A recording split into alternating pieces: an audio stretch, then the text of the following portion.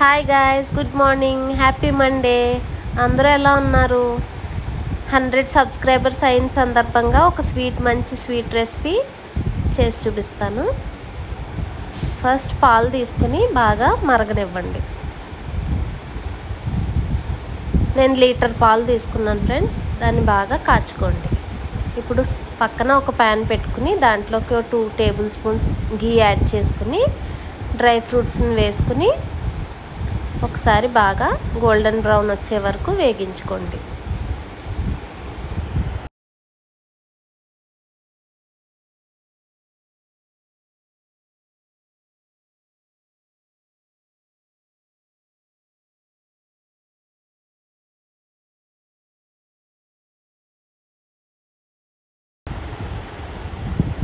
ఈ స్టేజ్లో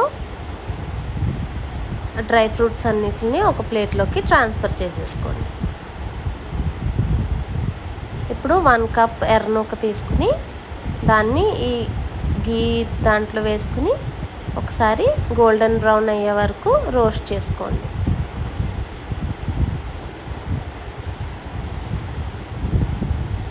చూసారా? ఈ స్టేజ్లో స్టవ్ ఆఫ్ చేసుకోండి. ఇప్పుడు దీన్ని తీసుకెళ్ళి మనం మరిగిన పాలలో వేసుకుని ఈ ఎర్రనూకనంతటిని బాగా ఉడకనివ్వండి.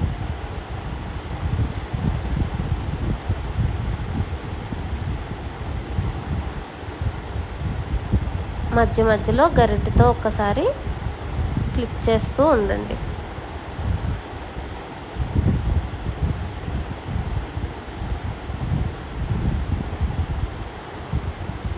ఆల్మోస్ట్ రవ్వ ఉడికిపోయింది ఫ్రెండ్స్. ఇప్పుడు దీంట్లోకి ఇలాచీ పౌడర్ వేయండి. కలుపుకొని స్టవ్ ఆఫ్ చేసుకొని దించేసుకోండి. ఇప్పుడు దీంట్లోకి 1 కప్ రవ్వ తీసుకున్నాం కదా, 2 కప్స్ బెల్లం పౌడర్ తీసుకుని వేసుకుని కలిపేసుకోండి. అదే షుగర్ ఎక్కువ కంటెంట్ తినేవాళ్ళు అయితే 3 కప్స్ వేసుకోండి ఫ్రెండ్స్. మీడియంగా తినేవాళ్ళు 2 కప్స్ సరిపోతుంది.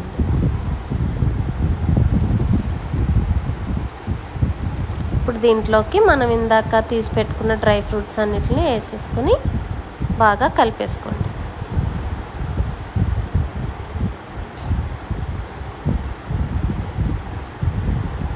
అంతే, వేడి వేడి మన పాయసం రెడీ.